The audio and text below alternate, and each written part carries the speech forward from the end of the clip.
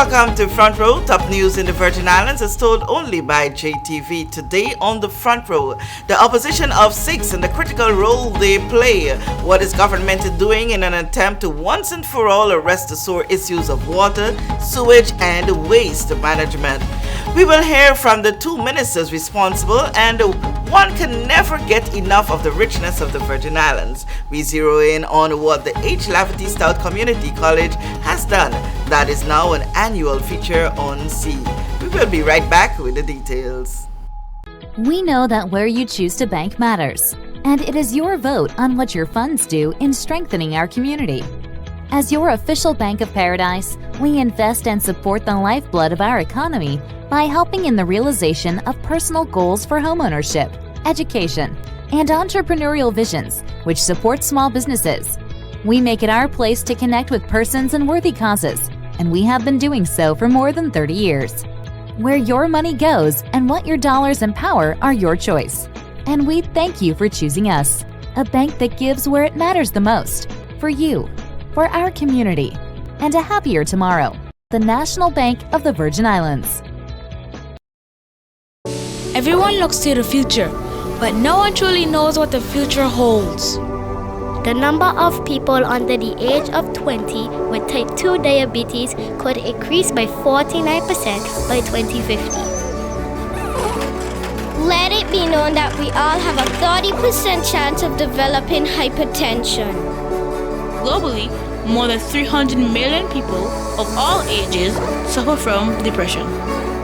More than 60,000 young adults aged 20 to 39 are diagnosed with cancer each year. Obesity leads to problems such as stroke, heart disease, and kidney failure. No matter your race, age, or color, we are all at risk. These diseases can be managed or prevented if caught early. But with the right medicine and the right doctors to keep us on a path to live a robust and healthy life, we will live well.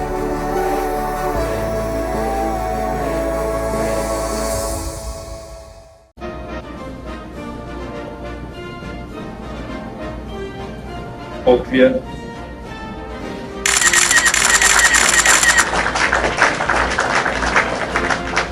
Hi, I'm Cowboy, and I'm running for president of Stake.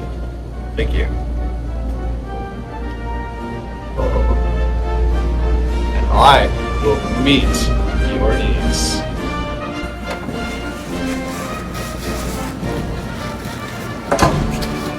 Some bathrooms are so expensive to build, they come with security. But at Staycation Butchers, our meats are affordable.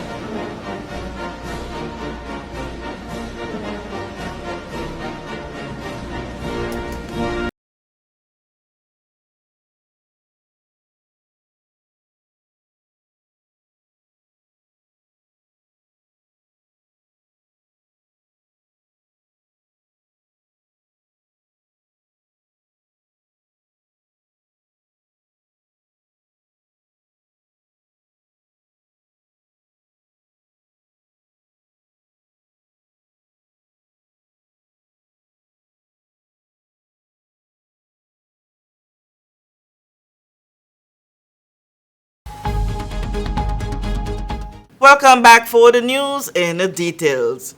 During the first sitting of the first session of the 5th House of Assembly held on May 18, moments of humor sparked laughter. Yes, someone is reminding me that between us we got 68 years of parliamentary service. 68 years. Wow. I mean, I alone have half of those 68 years. District 3 Representative Honorable Julian Fraser, RA, sparked that light moment of laughter as he briefly addressed a very important topic of governance, the importance of an opposition in the House of Assembly.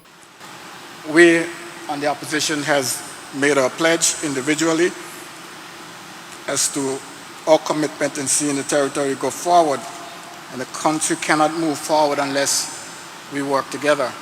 There have been struggles between the government and the opposition in the past. We don't intend to be a hindrance to your success. However, we know what our constitutional role is, and we will be working towards that end. You would notice that in the Commission of Inquiry's recommendations, one of the recommendations, I think it's recommendation A2, it speaks of how the system of government, including the House of Assembly, particularly the House of Assembly with the legislature, can be configured in such a way to hold the executive to account. And one of the things that we consider as a means for doing that is bicameral parliament. And it just goes to speak to the fact that an opposition is important, is necessary in order for the executive to function and function properly. Madam Speaker, we in the opposition has every intention of seeing this territory advance. We don't have the resources, we don't have the mandate to advance the country. It's the government who has that mandate and the resources. However, we have a responsibility to ensure that the government does its job. And there are mechanisms, on paper at least, there are mechanisms in place for us to see to it happening. Unfortunately, the House of Assembly does not function the way it should in order for us to ensure that the government does its job. I've never seen an opposition as potent as the one we have here today. No disrespect to the 1999 opposition, which was very strong, but they were all new members. But this opposition is the most potent that I have seen. You know, a leader of the opposition, he has, this is his 5th term. A member for the 8th is going into his 4th term. Yes, sir, 4th term. The member next to me here, he's we call him a member of the In and Out Club.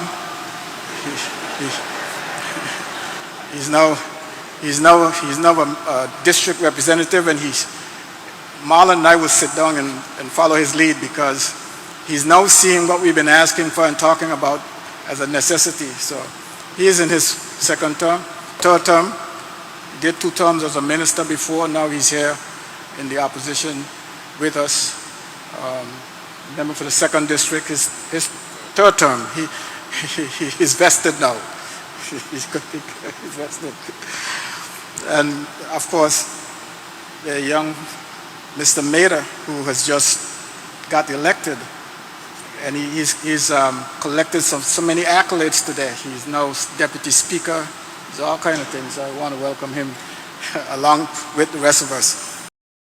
Honorable Fraser spoke to the change factor, and he said it applies not in one area, but a long list. I ran a campaign on change, and I think that was the mantra here from these 3 political parties and the opposition, the Progressive Virgin Islands Movement and the National Democratic Party and Progressives United. We ran a campaign on change, and change for us and change for us meant that the constant dumping of raw sewage in the ocean has to stop. Change for us meant that open burning of disposal of garbage through burning, dumping raw pollutants in the air has to stop. Change for us meant that our citizens deserve to have potable water 24 hours a day. It has that thing that we don't have water for days and don't have water for several hours in a day has to stop. That's what change for us means. Change for us means that derelict vessels in Seacoasway Harbor that's been dumped there as a result of Hurricane Irma has to stop. They have to be removed. Change for us means that the Western Ferry Terminal that was destroyed during Hurricane Irma has to be rebuilt. Change for us means that the Ellis Thomas Downs, which is one of our greatest tourism product, where the grandstands had been destroyed with Hurricane Irma, has to be rebuilt. Change for us means that, sorry again, Governor Bryant, that if we want to go to the United States, we should not have to go through St. Thomas to get there. We should be able to leave Terrence B. Lettsome International Airport and fly direct to the United States. Change for us means that we must extend our runway in order to accomplish this. Change for us means that those folks that my colleague to my right's been talking about regarding businesses and even simple human existence suffering from Hurricane Irma has to stop. It means that we need to access that $426 million loan guarantee that the British government has made available to us. We need to access that in order to rebuild the country to pre-Hurricane Irma stages. He also took a moment to defend his position taken on bringing no confidence motion to the House of Assembly against the sitting government. Madam Speaker, if the Premier talked about us being disruptive, we claim that we're going to be disruptive. I said, Madam Speaker, in our press conference, that this opposition has the capacity, the tenacity, and the will to move not one, not two, not three, but as many as necessary motions of no confidence on the government as we have to in order to get these changes into effect. If the Premier and his team turns a deaf ear to us and the things that are necessary in this territory, we will be moving motions of no confidence. It's not something that we want to wake up in the morning, come to a sitting to do, but it will happen if these things are not done. The government of the Virgin Islands is preparing to turn the engines in a new direction for the distribution of water throughout the territory. This is as spoken about by Minister for Works and Utilities, Honorable Kai M. Reimer, as he also alluded to sewage. Madam Speaker, we have quite a lot of projects to complete. We have some policy changes to make as well, and we will be bringing those to this Honorable House of Assembly. But Madam Speaker, we are committed to working for the greater good of this territory. And what the ministry is doing at the moment, we'll be issuing an expression of interest to obtain the services of a reputable and qualified company to replace and upgrade the water distribution network through a public-private partnership engagement. And the ministry has already started working on that. I also want to make note that the Board Point sewage plant that will be up and going by summer this year, and I look forward to that. And we'll stop dumping the sewage as we are doing it right now. Honorable Ryman, now serving for a second term in the position over Works and Utilities, said the primary hiccup has been that of finances. Madam Speaker, it was 4 years ago when I stood here excited about addressing the concerns of our territory. But it's only when you get there you understand how things work. And Madam Speaker, I have learned. And though we have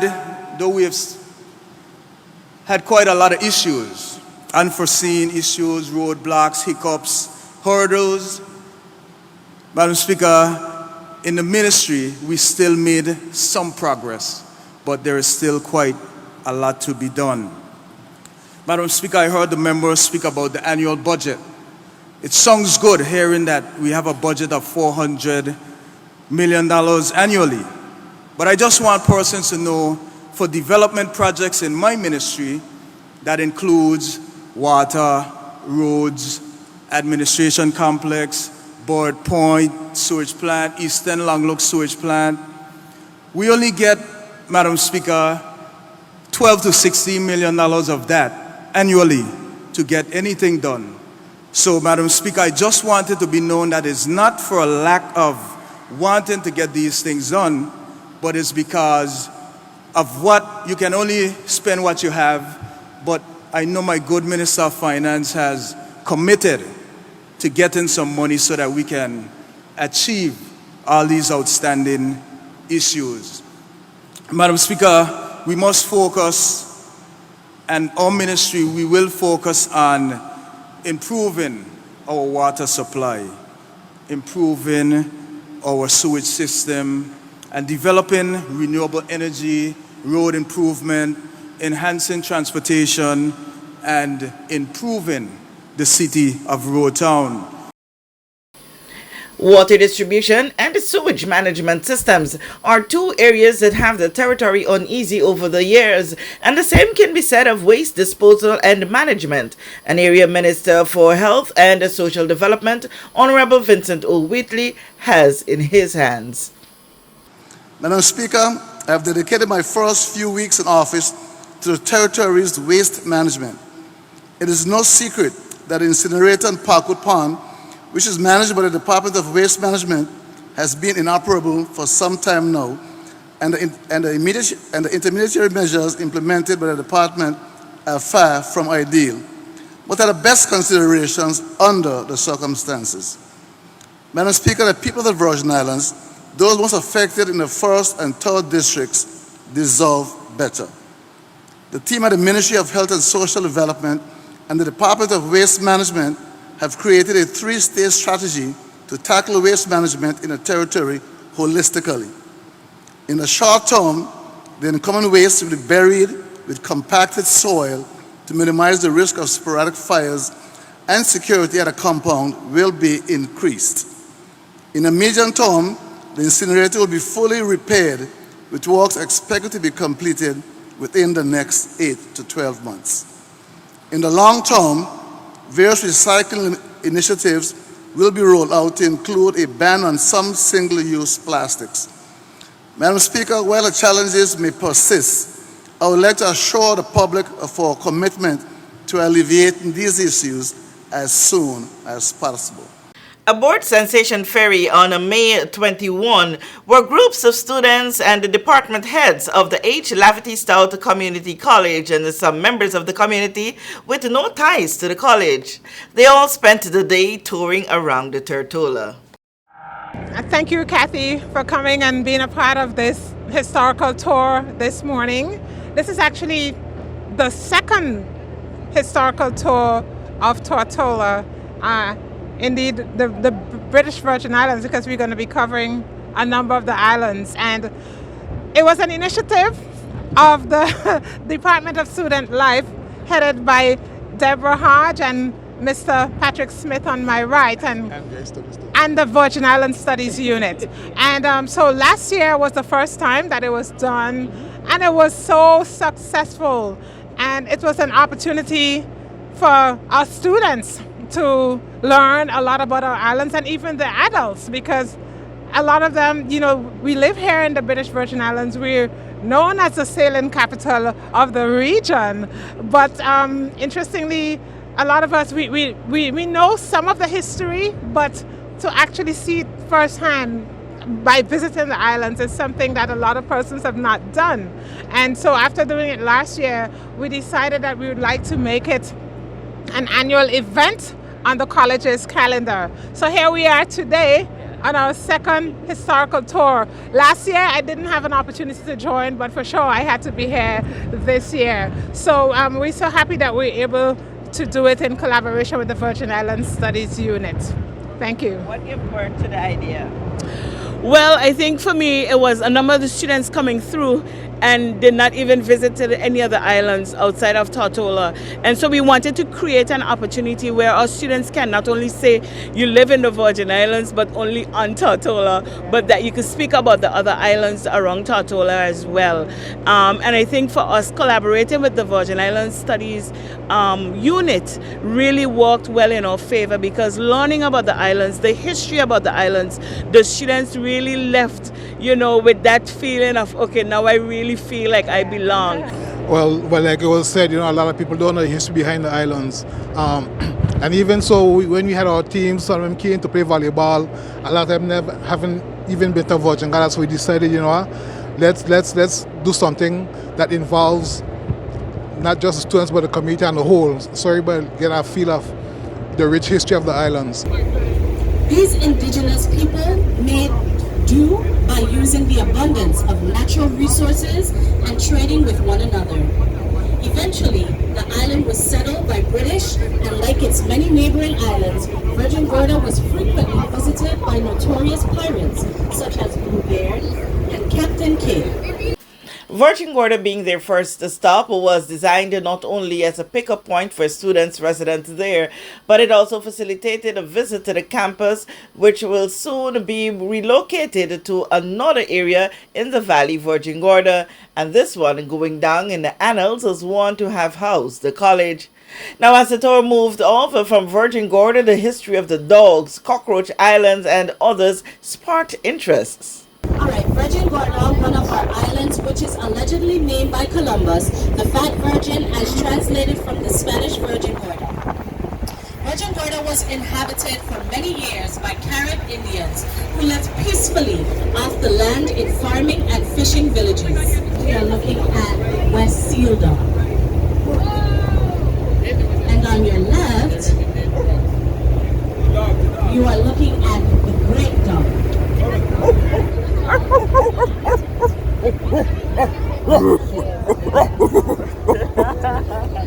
The Great Dog. In total, we should be seeing 5 keys that comprise of the dogs. Okay, right now, everyone, we'll be heading through the passage of the dogs.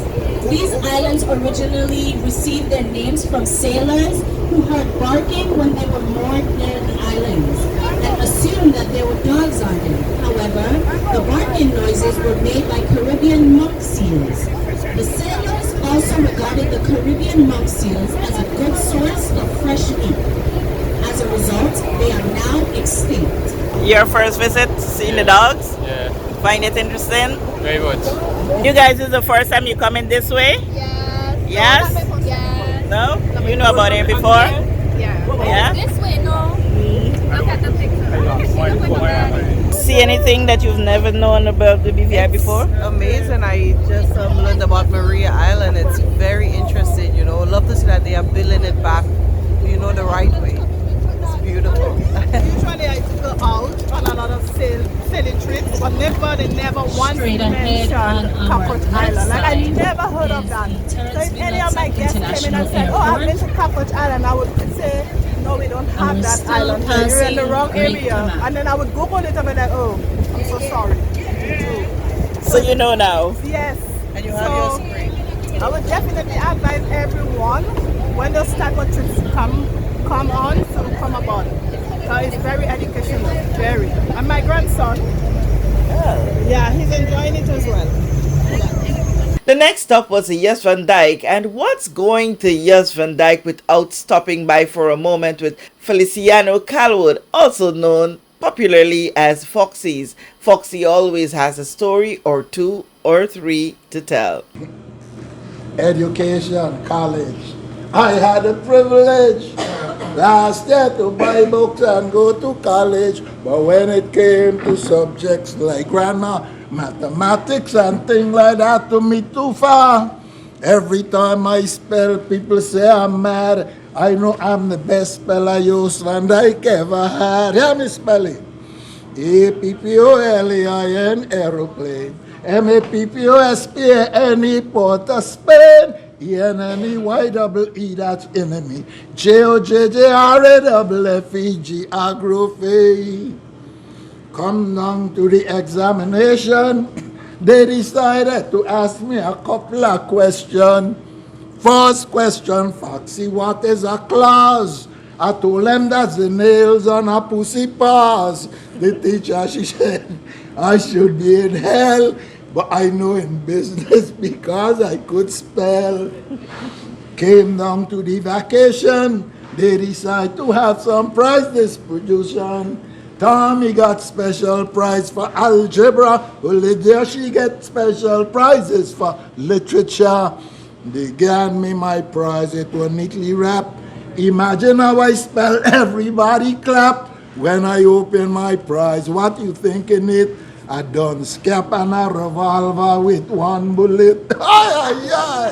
After that, we had a further update from some on the tour.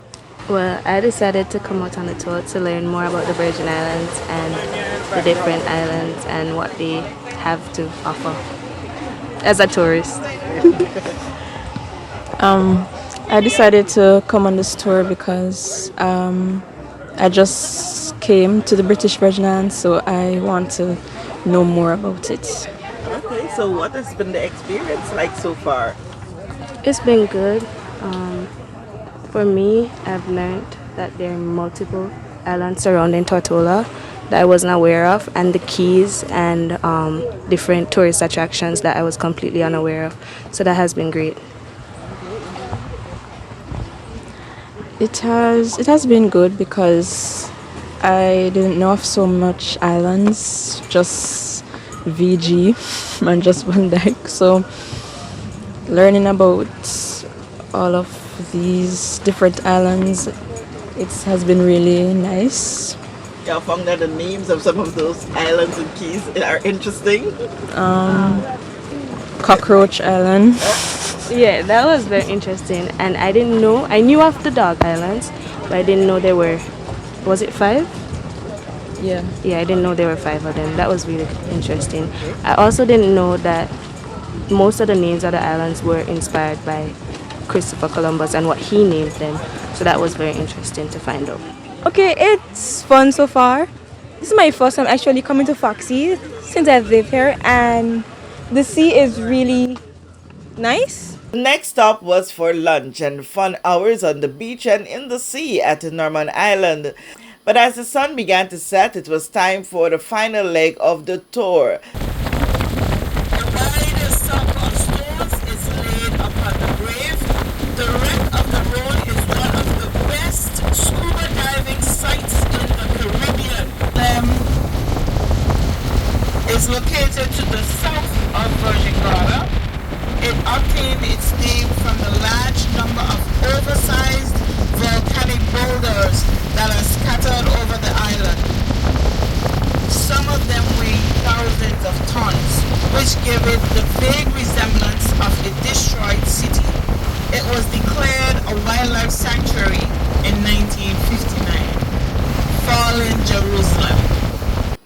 Now plans for Tour 2024 has started. Same time, same place next year.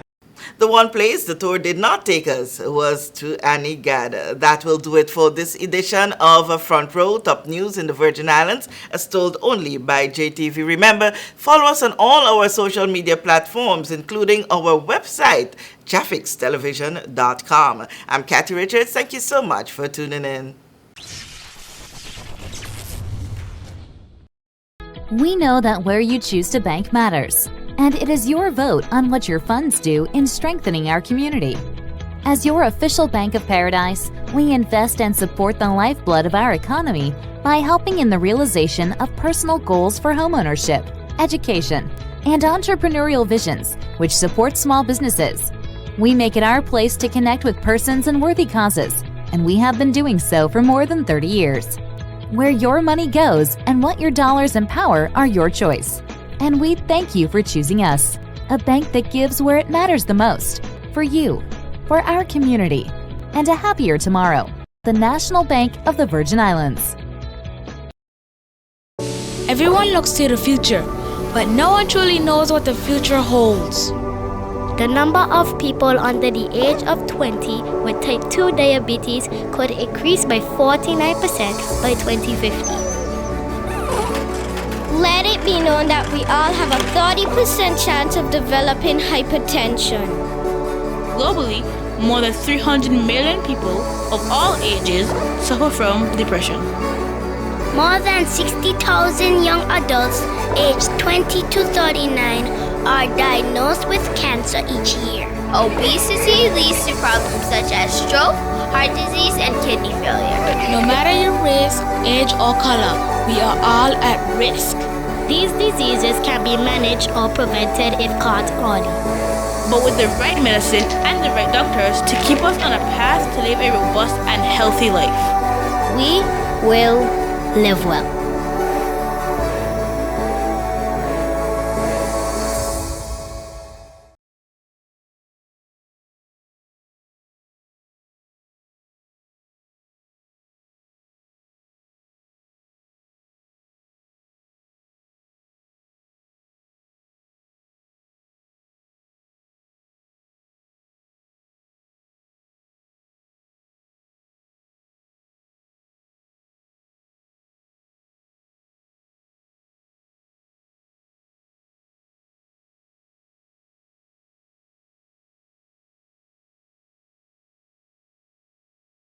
Some bathrooms are so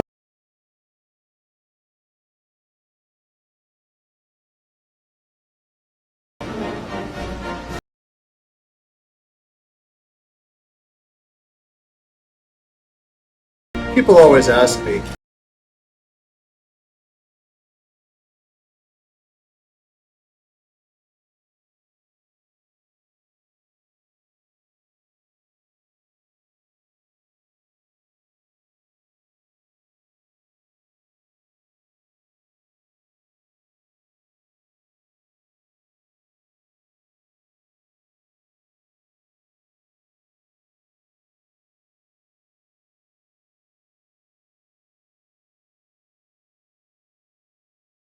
Plug into Digicel Plus and get even more entertainment with Disney Plus included.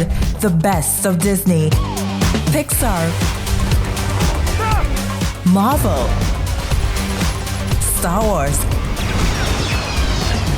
and National Geographic all in one place. Whenever you want, plug into Plus to enjoy Disney Plus and much more with a home fiber bundle. Sign up today. Digicel Plus.